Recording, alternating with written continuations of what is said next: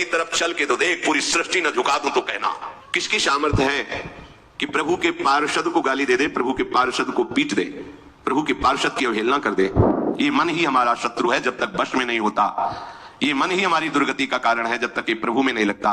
जो हमारे दुख का मूल कारण है वही हम उद्देश्य लिए घूम रहे हैं, तो सुख कैसे मिलेगा? बाहर का प्रहार तो कोई भी सह सकता है, लेकिन हृदय के प्रहार को बड़े बड़े वीर नहीं सह पाते। साधक हृदय के प्रहार को सहता है, इसलिए उससे बड़ा कोई वीर नहीं होता। कोई भी परिस्थिति या कोई भी प्रलोभन हमें हमारी श्री जी से हटा ना सके। ये आराध्य देव का भार है, वो देखेंगे क्या पहनाना है, कैसे बैठालना है, कहां रखना है, कैसे चलाना है, इसकी चिंता नहीं। पोषण भरण न चिंत कराही, श्री हरिवंश विभव विलसाई, श्री वृंदावन की माधुरी। ये बहुत बढ़िया मीठी आखिरी बात। ये जीवन की साधना का फल अभी इसी क्षण बिना साधना के मुक्त हो, अगर ये बात समझ में आ जाए।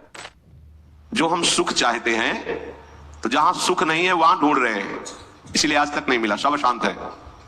आपको तो जो जो चीजें चाहिए, जो वस्तुएं, धन संपत्ति, पद की आकांक्षा रखते हैं, तो आपको लगता है अगर ये मिल जाते तो मैं सुखी हो जाता।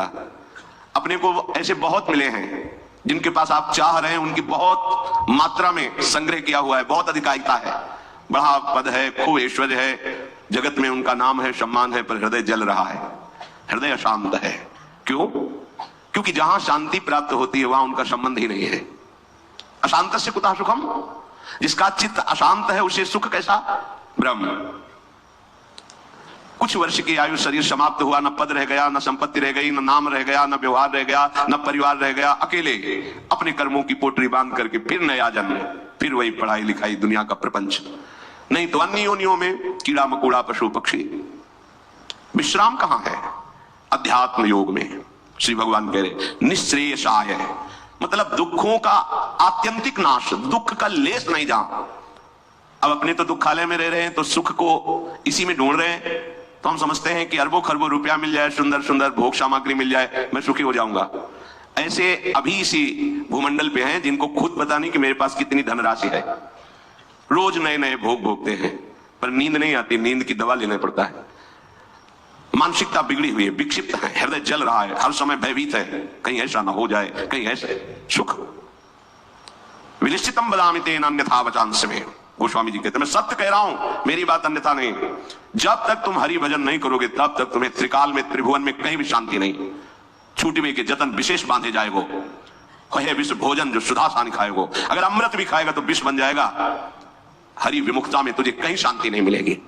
अगर हरि के सन्मुख हो तो विष भी अमृत हो जाए। गरल सुधा रिपु करहि मिताई, गोपद सिंधु अनल शीतला। आग शीतल चंदन की तरह हो जाएगी। समुद्र जो अथाह अगाध है वो गाय के खुर के गड्ढे के समान हो जाएगा। विष अमृत बन जाएगा, दुश्मन सब मित्र बन जाएंगे यदि हरि की कृपा हो जाए तो ये हरि के चरणों का आश्रय ही आत्यंतिक सुख का स्वरूप है। ये कैसे प्राप्त होता है? तो श्री भगवान कहते हैं कि मन ही बंधन और मोक्ष का कारण है। चेता खलवश्य बंधाय मुक्तये चात्मनोमतम। ये तुम्हारा जो चित्त है, जो मन है, यही तुम्हारे बंधन का कारण है। ये जब किसी विषय का चिंतन करता है भोग भावना से, किसी व्यक्ति का चिंतन करता है राग या द्वेष से, तो ये बंधन का कारण बन जाता है। अगले जन्म की ये पूरी तैयारी करा देता है, नाना प्रकार के भ्रमात्मक दुख सुखों में फंसा देता है। और जब यही मन प्रभु का चिंतन करने लगता है, प्रभु के नाम का, प्रभु के रूप का, प्रभु की लीलाओं का, प्रभु के गुणों का, प्रभु के भक्तों का, तो यही मोक्ष का खुला हुआ द्वार हो जाता है। यही मन, जब मन किसी व्यक्ति को भगवत भाव से, किसी भोगों को प्रभु की सेवा में अर्पित करने के लिए, यही मोक्ष का कारण बन जाता है। और जब किसी भोगों को स्वयं भोगने के लिए और किसी व्यक्ति को राग द्वेष से, यही बंधन का कारण स्पष्ट। इसीलिए भगवान बहुत जोर देते हैं अनन्य चिंतन पर। तुम्हारा चिंतन भगवत भाव से निरंतर चलता रहे तो जितनी श्वासें हैं वो प्रभु को अर्पित कर देने का फल होगा, प्रभु के समीप पहुंच जाना। ये तो बहुत कठिन है। मन को संसार के चिंतन से हटा करके प्रभु के चिंतन में लगाना, ये तो बहुत कठिन है, क्योंकि हमारी आसक्ति हो गई है शरीर में, शरीर संबंधियों में, भोगों में, पद प्रतिष्ठा में।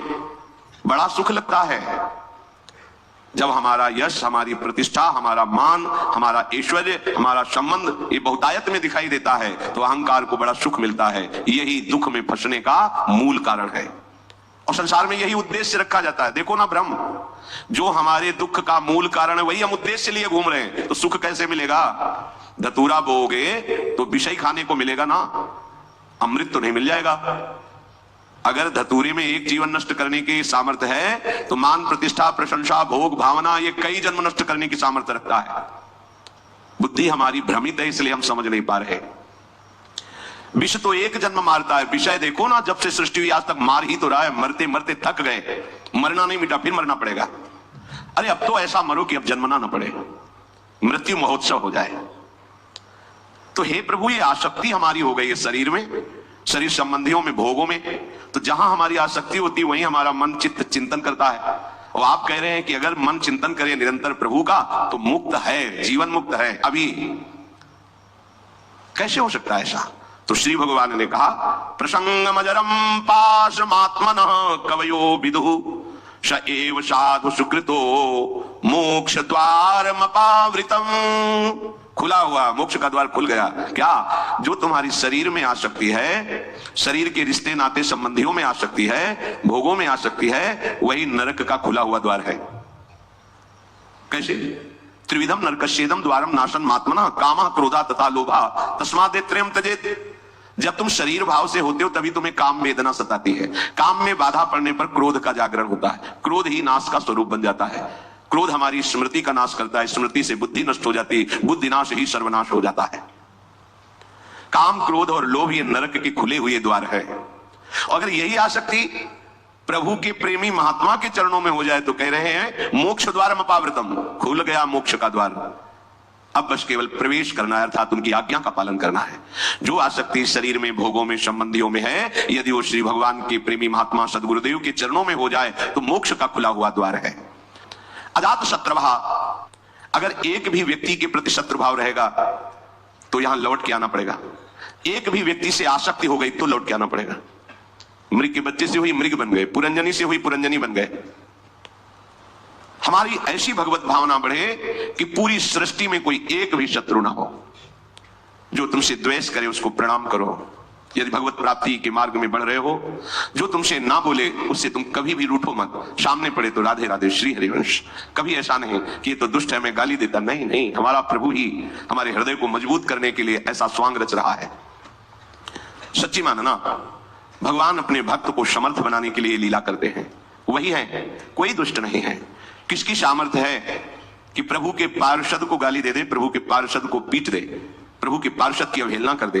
ये भगवान इसीलिए करवाते हैं कि तुम समर्थ बनो, द्वंद्वों को परास्त करो, ना कि द्वंद्वों से परास्त हो जाओ। तुम मेरे सेवक कहलाकर द्वंद्वों से परास्त हो जाओगे तो ठीक नहीं है। ये भगवान का भक्त जरा सी बात में देखो विकल हो, नहीं। कोई भी भगवान का प्रेमी महात्मा ऐसा चरित्र नहीं पाया गया कि कभी किसी भी परिस्थिति में व्यथित हो गया है, नहीं। यम ही न व्यथयन्ते ते पुरुषम पुरुषर्षभ सम दुखा सुखाधीरम स्वमृतत्वाय कल्पते। जो सुख दुख में समान किसी भी परिस्थिति में हृदय व्यथित नहीं हुआ, हर समय राधा राधा राधा, परम पद उसके चरणों में लौटता है, वही परम पद का अधिकारी है। अजात शत्रुहा, तुम्हारा कोई एक भी शत्रु नहीं होना चाहिए, क्योंकि भगवान कहते संतों का एक भी शत्रु नहीं होता। अपना मन ही शत्रु है, कोई और बाहर शत्रु नहीं है। जब तक आप अपने मन को प्रभु के चरणों में नहीं लगाते तब तक ये जाल फैलाता रहता है। एक को मित्र बनाएगा, एक को शत्रु बना लेगा, एक में राग कर लेगा, एक में द्वेष कर लेगा और हमारे नए जन्म की व्यवस्था कर देगा। ये मन ही हमारा शत्रु है जब तक वश में नहीं होता। ये मन ही हमारी दुर्गति का कारण है जब तक ये प्रभु में नहीं लगता। प्रभु में लग जाए, वश में हो जाए तो इससे बड़ा कोई मित्र नहीं। मन ही श्री कृष्णाकार होकर भगवत साक्षात्कार करा देता है। अजात शत्रु, कोई भी एक हमारे द्वेष का पात्र न हो। अद्वेष्टा सर्वभूतानाम, समस्त भूतों में द्वेष रहित, दोष बुद्धि रहित हमारे हृदय की स्थिति होनी चाहिए, क्योंकि संतों की ऐसी होती है। शांताहा, किसी भी परिस्थिति में कोई तुम्हें अशांत न कर पावे, ना अंदर की वृत्ति ना बाहर का व्यक्ति।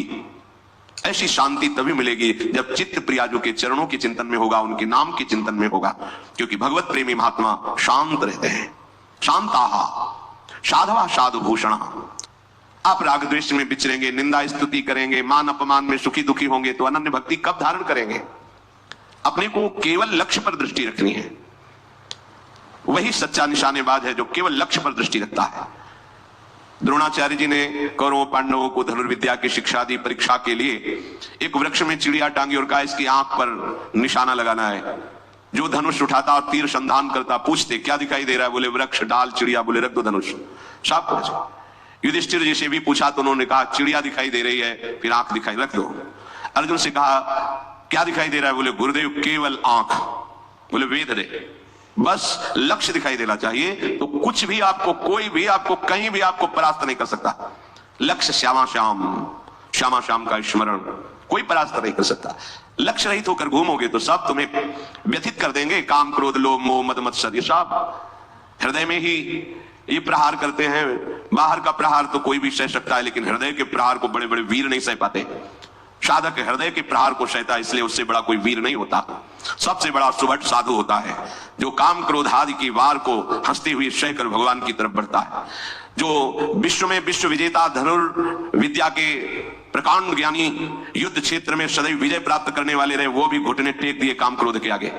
लेकिन साधु अहंकार रहित होकर पूरे जीवन इनसे युद्ध करता हुआ आगे बढ़ जाता है। इसीलिए सा जयति जयति जग उच्चरे, पूरा संसार ब्रह्मा जी तक उसे नमस्कार करते हैं।